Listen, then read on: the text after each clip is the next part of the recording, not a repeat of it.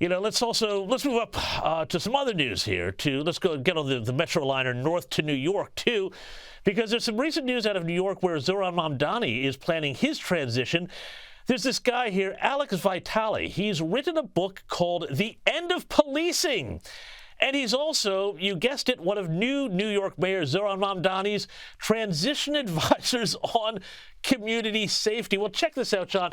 Here's a bit of what he had to say in a recent interview that's just resurfaced about the police. Policing exists to manage the consequences of regimes of exploitation. And police emerges in the late 18th and early 19th century in relationship to three kind of interlocking regimes of exploitation. John, help me out here. I mean, Zohran and Donald Trump were just being all buddy-buddy the other day in the White House, but he's bringing in this guy to do policing advising who's got all the usual college Marxist slop, and he also was whining in that Israel about Israel as well. This doesn't really bode well for New York, does it?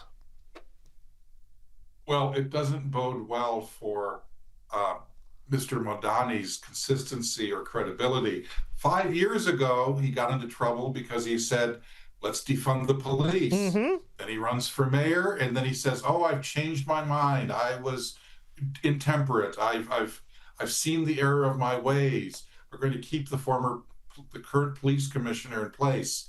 Well, look, if he has changed his mind on defunding the police, why is this person his police advisor? At the very least, it shows that he's not the political genius that he claims to be, and politically savvy, as he demonstrated that he was. Well, I don't believe that. I think he knows exactly what he's doing. He's reverting to his radical ways, having gotten through the election narrowly with an 8-point win over Andrew Cuomo. So now we know, and we saw this on election night when he had his acceptance speech, where he said there's no problem too small that the government shouldn't take charge of it. Well, we're going to have a very radical mayor. He's going to run into a lot of roadblocks. Luckily, the damage that he can do, given that the fact that the state governor, the state legislature have so much authority over much of his budget and his policies, but the perception will be in the country, and the perception will be in the New York business community and the New York middle class. This guy is trouble. Maybe it's time to look for the exits. And maybe Escape from New York wasn't just a movie in the 1970s. Maybe it was an ominous foretelling of what is coming. Down in North Carolina, there's been a Border Patrol sting, big ICE operation in Charlotte, North Carolina. Now, the Washington Post kind of had an almost sort of darkly funny piece about it. The poor country clubs have been unable to, get the mint juleps out to their members on time here because they're because of the ICE raids and everything like that. But they also revealed that when the ICE raids were going on, some 30,000 students skipped school, suggesting that there's tens of thousands potentially of children who are not there in the country legally getting these educations here off the back of the local property taxpayers. This seems to suggest that really the illegal migration problem and its burden on infrastructure, education, schools is probably much more massive in some ways than I think even Donald Trump kind of understood coming into this. I agree completely. However, there is a balancing act here. We have job shortages in many areas that are not being filled. I think the president's immigration stance is popular, but it should be gradual and sequenced. First, you go after the hardcore criminals, then you go after people who are clearly in violation and have ignored court orders for leaving the country or showing up for a court hearing.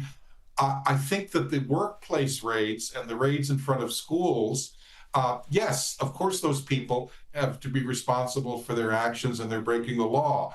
But I think the American people want this sequenced because what they believe is if you get rid of the most highly visible and obvious cases, you're going to have more self-deportations. The vast majority of people that are leaving the country right now are leaving on their own, self-deportation, probably about 2 million. So I think that a little bit of nuance and is probably called for here because, look, there are some abuses here. There are some people with real legitimate documentation and even citizenship who are being picked up and thrown into jail. We need to minimize that. Doesn't mean we stop the immigration enforcement, but we need to be calibrated and sensible about it. Yeah, but John, though, there's been some other revelations this week that were just wild. Christopher Rufo in the City Journal publication, an excellent publication, had this amazing report about fraud going in. Now, these are legal migrants, refugee migrants from Somalia, but apparently within that community there has been a massive fraud operation where millions of dollars of taxpayer money has allegedly been stolen through welfare fraud schemes, and some of that has been funneled to Somalia-based terror group Al-Shabaab, creating this sort of circular reasoning where, you know, people come in and then they send the money back to make a civil war worse, and then more people wind up coming. How does this work? How is this good policy, John Fund? Well, Somalia hasn't worked for over 30 years. Somalia is a mess. It's not really a government. And the clans and the tribal wars have been transferred over to the United States. This is really bad because there's politically incorrect in Minneapolis, where 80,000 Somalis have been situated. It's politically incorrect to say this, but here is what Qasim Busuri, who is a former St. Paul City Council member, this is a government official elected from the Somali community, says about this 77 indictments that there have been about massive fraud in welfare and COVID programs. Quote, "The system is broken. That's not our fault," Busari says. There are always going to be people who commit fraud. It's up to the government to make sure people aren't taking advantage of the system, unquote. Now, even in the Somali language, the words "don't blame the victim" can be understood. This is blaming American taxpayers for the fact that Somali criminals are ripping off the government and then shipping the money to terrorist groups overseas. This is unconscionable. This only makes matters worse in Somalia and worse in the United States. There's massive voter fraud in Minneapolis. They almost elected a Democratic Socialist mayor from the Somali community. I believe we have to have a crackdown on this because, look, people integrate in this country all the time. We have communities that have immigrated here and basically joined the American dream. Somalia, unfortunately, sends people who don't assimilate. We don't encourage them to assimilate. Instead, many of them have discovered a new job occupation in this country, and that's ripping off the government. John Fund, we're going to have to leave it there. Thank you so much. Very quick question. What's your favorite Thanksgiving side dish? It's simple. It's the stuffing. You can make it many different ways. And it's the only side dish that you could, with a preparation, turn into its own meal. Perfect. Can't do that with mashed potatoes.